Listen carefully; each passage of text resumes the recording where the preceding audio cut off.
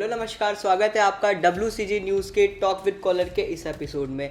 आज हम मौजूद हैं डॉक्टर उदित राज जी के साथ। इनके बारे में इनसे सवाल जवाब शुरू करें उससे पहले इनके बारे में आपको थोड़ा बता देना चाहता हूँ। ये इनकम टैक्स में अधिकारी रहे और इन्होंने 2003 में अपनी अनुसूचित जाति और व जनजाति के विकास के लिए इस्तीफा दे दिया और 2014 में भाजपा के टिकट से सांसद रहे और 2019 में फिलहाल ये कांग्रेस के सदस्य हैं और अपनी खुद की भी एक पार्टी चला रहे हैं, ऑल इंडिया परिसंघ। तो सर, स्वागत है आपका हमारे इस एपिसोड में टॉक विद कॉलर के।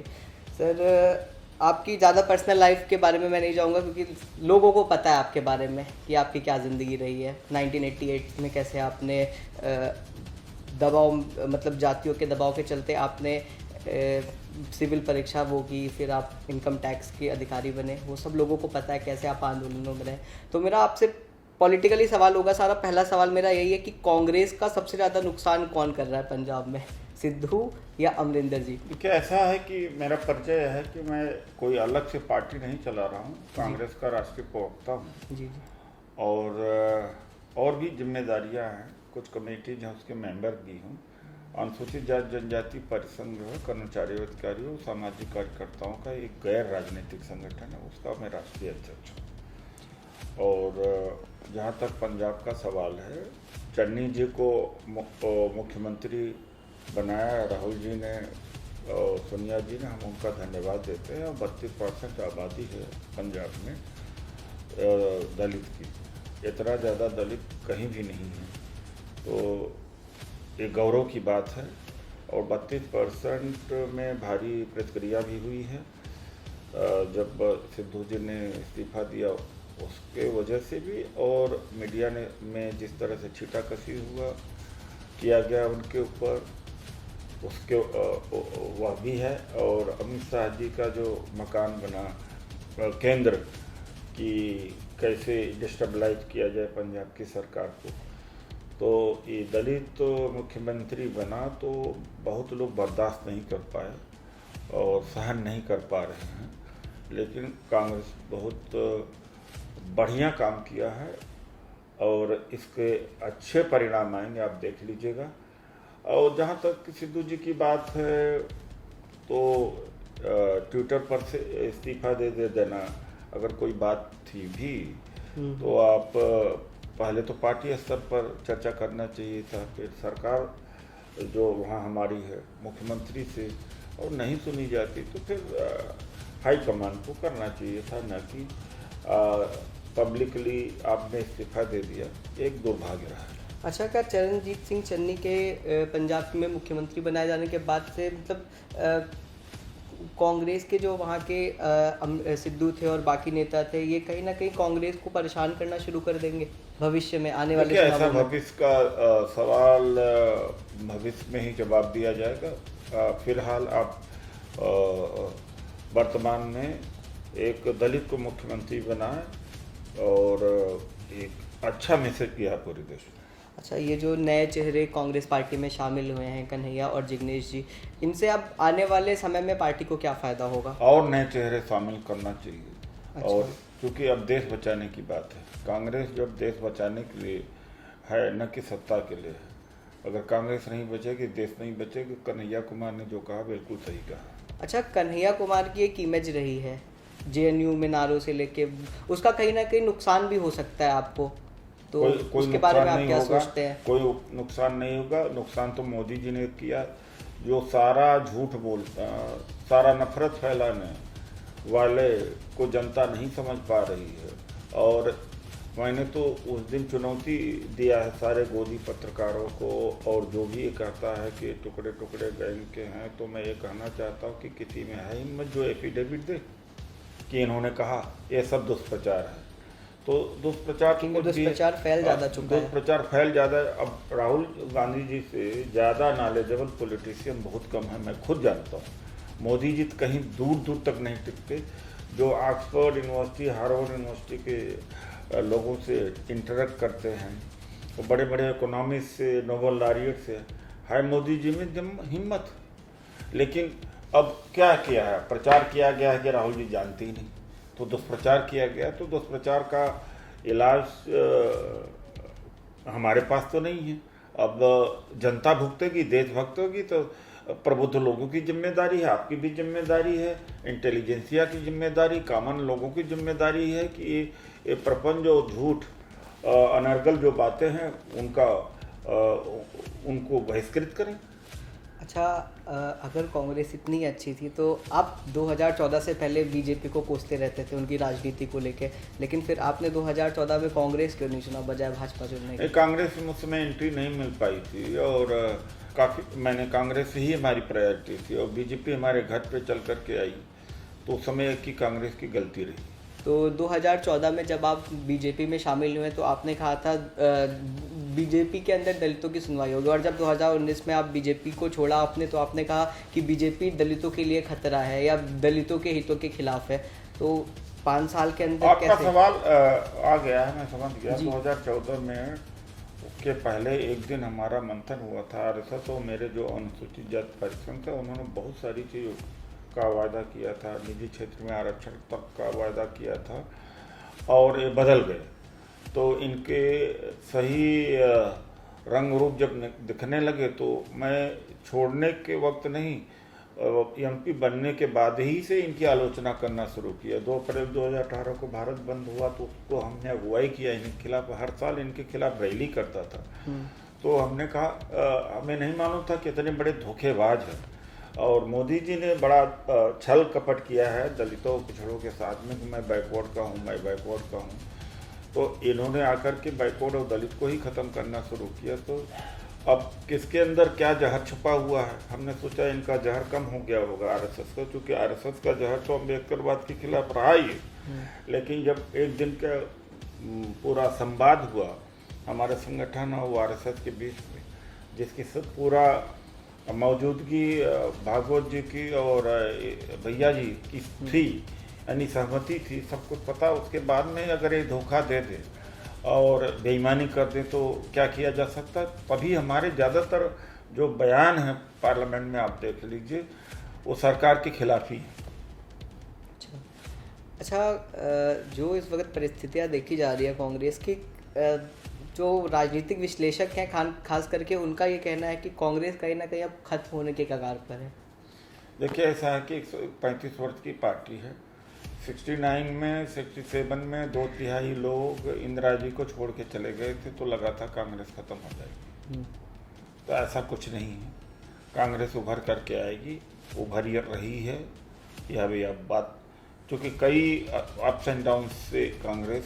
अच्छा, आप ये बता सकते हैं कि कांग्रेस चला कौन रहा है इस समय, क्योंकि इनका लगभग 2019 के बाद से अध्यक्ष नहीं चुना गया उसमें। कांग्रेस सोनिया जी चला रहे हैं, राहुल गांधी जी चला रहे हैं अध्यक्ष। हाँ तो चला रहे हैं, तो अध्यक्ष कार्यकारी अध्यक्ष है, चला रहे हैं, उसमें किसके दूसरों की क्या आपत्ति है? नहीं, एक प्रॉपर अध्यक्ष इधर जब मोदी ये चला जाए, ये दूसरों की क्या आपत्ति है? नहीं, फिर जब हमें बनाना होगा, बनाना हमारे पार्टी का मामला है। नहीं, वो ठीक है, पर फिर भी मतलब हर पार्टी में एक सिस्टम होता है। कार्यकर्ता को अगर कोई दिक्कत है तो अलग बात है, लेकिन आपके अंदर ही पार्टी के विरोधी सुर चलने लगते हैं। देखिए यहाँ पर एक दिन पहले विजय रूपानी को नहीं पता था मुख्यमंत्री बदल दिया जाएगा, वहाँ डर है खुद का, सीबीआई, ईडी, इनकम टैक्स अदालत का, बीजेपी के अंदर बीजेपी के नेताओं का डर है, वहाँ डर को जैसे नहीं बोल रहे हैं।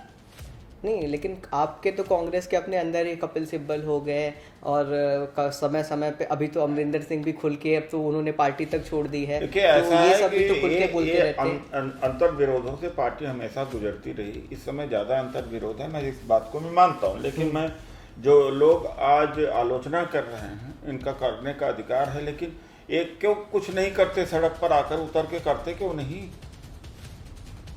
इनका ये भी तो, इनको तो कांग्रेस नहीं रोक रही है। मुझे 2.5 साल हो गया लगभग कांग्रेस में आए हुए, कोई ऐसी ऑर्गेनाइजेशन की जिम्मेदारी नहीं है, फिर भी मैं सड़क पर रहता हूँ, संघर्ष करता रहता हूँ। ये क्या कर रहे हैं? ये तो मंत्री बन करके मजे ले चुके हैं, लाभ ले चुके हैं, और जब संघर्ष करने की बात आई तो केवल आलोचना करेंगे। केवल आलोचना न करें, ये भी तो कुछ करें। महंगाई बढ़ी हुई है, अब बेरोजगारी इस देश में है, चीन से खतरा है, अर्थव्यवस्था चौपट हो गई, ये क्या कर रहे हैं? अंतर विरोध साफ देखा जा सकता है। अंतर विरोध नहीं, आप नहीं समझ पा रहे कि इनकी क्या भूमिका है। ये केवल आलोचना करेंगे। 10 साल तक मजे ले लिया है, मंत्री बने करके सब कुछ कर लिया, और केवल मजा ही लेना है इनको। अच्छा, आप एज अ कांग्रेसी दोबारा राहुल गांधी जी को पार्टी अध्यक्ष बनते देखना उन्हीं चाहते को हैं? होना चाहिए, उनके बगैर नहीं चल पाएगा। यह भी मैं बता दे रहा हूँ, देश की जनता गांधी परिवार को ही मानता। गांधी परिवार नहीं, एक संस्था है जिसमें कुर्बानी, जिसमें देश को जोड़ने का, जिसने दलितों पिछड़ों को उत्थान करने की, ये सारा चीज का उसमें समाहित है। अच्छा, आने वाले 2022 में कई राज्यों में चुनाव होने हैं, तो कौन कौन से ऐसे राज्य हैं जहां कांग्रेस जीत सकती है? सभी में संभावना, सभी में। उत्तराखंड में जीतेंगे, पंजाब में जीतेंगे, पंजाब में आपको और लग गोवा रहा में है? भी जीतेंगे। पंजाब में आपको लग रहा है जीतेंगे? आप देख लेना, आएगा रिजल्ट, तो मैं आज ही बता दे रहा हूँ। अच्छा। 32% दलित को गोदी मीडिया चिढ़ा नहीं रही। और ये जो अमित शाह जी के घर पर चन्नी के खिलाफ, एक दलित मुख्यमंत्री के खिलाफ गतिविधियों का केंद्र बना हुआ है, क्या दलित देख नहीं रहा? अच्छा, तो मान लीजिए अगर उत्तर प्रदेश में कांग्रेस की सरकार बनती है, पहले तो आप हैं कॉन्फिडेंस में कि बनेगी?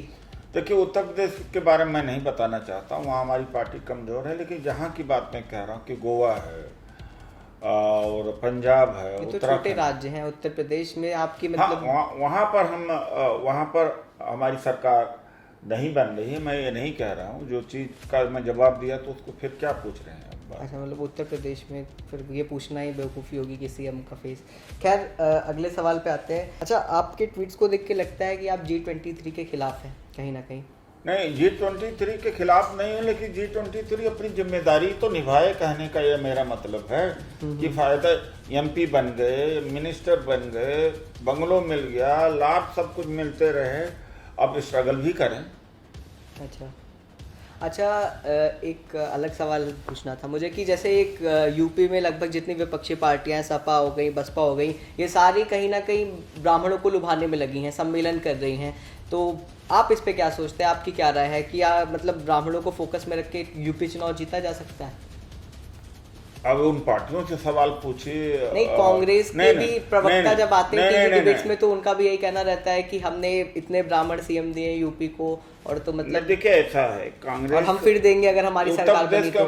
टेक्स्ट में कांग्रेस से बहुत ज्यादा सवाल पूछने का स्कोप आपको नहीं, और न हम कोई ब्राह्मण सम्मेलन वहाँ कर रहे हैं जी। तो जो ब्राह्मण सम्मेलन कर रहे हैं, बसपा वगैरह जो कर रहे हैं, उनसे आप पूछिए सवाल। अच्छा, इसका मतलब संबंधित नहीं जी। अच्छा, इसका मतलब कहीं ना कहीं आप लोग SC ST और OBC के वोट पे फोकस्ड हैं तो? नहीं, मैं सबके पास, कांग्रेस तो सबको लेके चलती है, लेकिन जब तो देश एक हुआ। लेकिन वो ये बात, आजादी के पहले से ही सबको लेके चल रही, जब तो देश एक हुआ।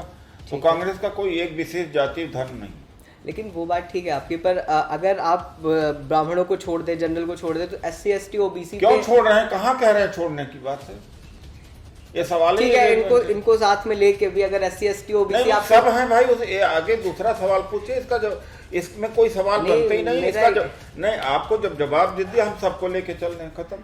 नहीं, मेरा सवाल अगर कोई अलग से ब्राह्मण सम्मेलन चल रहा हो तो मुझे बताइए, तब सम्मेलन ही हटा दीजिए। सम्मेलन से सवाल नहीं पूछ रहा मैं, ये पूछ रहा जो यूपी का दलित है, पिछड़ा वर्ग है, वो कांग्रेस को वोट क्यों देगा यूपी में, अगर सपा और बसपा और कहीं ना कहीं भाजपा भी अगर उसके लिए एक बेहतर ऑप्शन है? अभी नहीं दे रहा, लेकिन देना पड़ेगा। कांग्रेस, जितना कांग्रेस को जरूरत है उससे ज्यादा कहीं दलितों को जरूरत है। अगर संविधान आरक्षण बचाना है, जिसको कांग्रेस ने इम्प्लीमेंट किया, तो कांग्रेस के पास उनको जाना पड़ेगा जी। अच्छा, आमतौर पे क्या होता है, जो कांग्रेस से भाजपा में जाते हैं, चाहे वो जितिन प्रसाद हो, ज्योतिरादित्य सिंधिया हो, कहीं ना कहीं उनके नसीब खुल जाते हैं। लेकिन जो भाजपा से कांग्रेस में आते हैं, वो कहीं ना कहीं उस हिसाब से नहीं खिल पाते जिस हिसाब से वो भाजपा में खिल गए हैं। जैसे आप भी भाजपा से ही आए, और फिर नवजोत सिंह सिद्धू का आप पंजाब में हाल देख लीजिए। तो ऐसा कुछ नहीं है जी, ऐसा कुछ नहीं है। कुछ एग्जाम्पल आपको देख कर के जनरलाइज नहीं कर सकते। अच्छा, एक आखिरी सवाल लेते हैं कि आपकी क्या महत्वाकांक्षाएं हैं कांग्रेस में रहते हुए? आप कहाँ तक देखते हैं इस समय कांग्रेस का तो देश भविष्य? को बचाना चाहिए और कांग्रेस को मजबूत करना चाहिए। मेरी महत्वाकांक्षा यह है, क्योंकि वास्तव में इतना ज़्यादा देश पिछड़ गया है। बांग्लादेश की भी प्रति व्यक्ति आय हमसे ज़्यादा हो गई, दुख की बात है। चीन आज हमारे सरहद के अंदर आकर बैठा है। इस देश के प्रधानमंत्री में हिम्मत नहीं है चीन का नाम ले लें। हिम्मत। पाकिस्तान डिप्लोमेटिकली सक्सेसफुल हुआ, अफगानिस्तान में पाकिस्तान की जो डिप्लोमेसी रही है वो सक्सेसफुल रही, भारत आइसोलेट हो गया, कोई नहीं पूछा, पूरा दुनिया का फोरम पर। और पाकिस्तान का इंटेलिजेंस, चीन का इंटेलिजेंस, अफगानिस्तान का, टर्की का इंटेलिजेंस एक हो चुका है। तालिबान हमारे लिए खतरा है, ये केवल और केवल मोदी जी की गलतियों की वजह से। जब ट्रंप से इनकी दोस्ती थी और दोहा में जब तालिबान और अमेरिकी समझौता हो रहा था 2020 में, तो अगर थोड़ा सा भी हमारी फॉरेन पॉलिसी सही होती, इंटेलिजेंस सिस्टम सही होता, या ट्रंप ने दोस्ती निभाई होती, तो हम भी समझ सकते थे, हम अपना इन्वेस्टमेंट न बढ़ाते जाते। 500 से ज़्यादा प्रोजेक्ट हमारे चल रहे हैं, हमारे पैसे से अफगानिस्तान में चल रहे हैं, सब डूब गए। क्या हमारी फॉरेन पॉलिसी? नेपाल हमारा दुश्मन हो गया, बांग्लादेश हमारा दुश्मन है, श्रीलंका है, मालदीव है, पाकिस्तान है। अभी मोदी जी अमेरिका में गए तो वो अपमान हुआ, बेइज्जती हुई। इस यहाँ की जो गोदी मीडिया और भांड मीडिया को छोड़ दीजिए, एक लाइन नहीं छपा है पूरे अमेरिका में, जबकि फ्रांस के प्राइम मिनिस्टर वगैरह का फ्रंट पेज में न्यूयॉर्क टाइम्स में छपे हुए। मोदी का इतना विरोध हुआ वहाँ पर अमेरिका में, और क्या लेकर के आए? कुछ भी लेके नहीं आए। एक चीज़ बता दो लेकर, और वहाँ ये हम मीडिया यहाँ से ले जाते हैं और वहाँ से मीडिया भेजती, यहाँ छपता, और यहाँ एयरपोर्ट पर स्वागत कराते हैं। किस बात का स्वागत कराते? क्या प्राप्त क्या किया? एक चीज़ कोई बता दे।